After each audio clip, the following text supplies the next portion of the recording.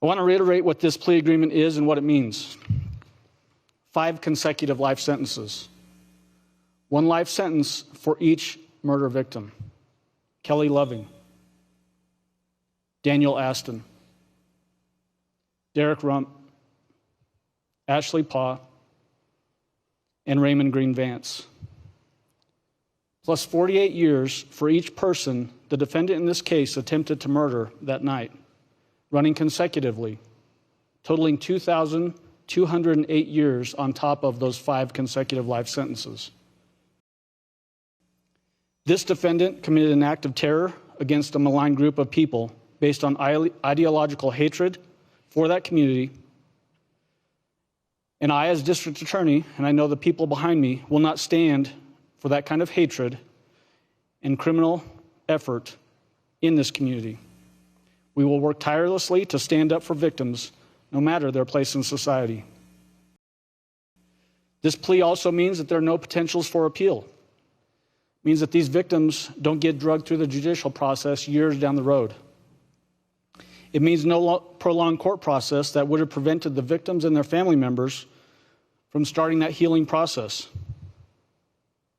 This plea agreement quite simply holds the defendant accountable to the maximum extent possible under the law in the state of Colorado.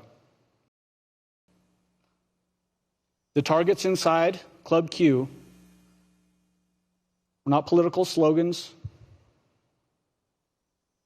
They weren't ideological pawns in some bigger game. They were people. The handgun frame that the defendant carried in to Club Q on November 19th was purchased by his mother, thereby allowing the defendant to escape any background checks that would have been required had he lawfully purchased that handgun.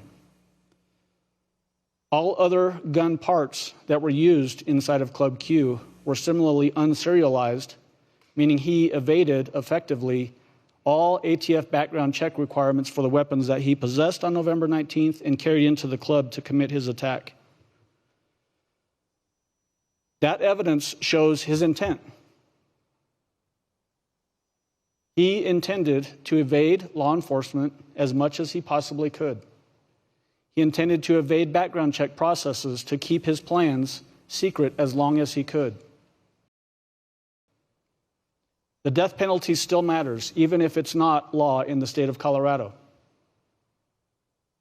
The death penalty, the threat of the death penalty in the federal system were a big part of what motivated this defendant to take this plea in our case here in the 4th Judicial District. The death penalty still matters. Cases like this are why the death penalty should exist in the state of Colorado. The victims in this case deserve the ultimate punishment that the law can provide. And they were robbed of that by changes in the law just a few short years ago.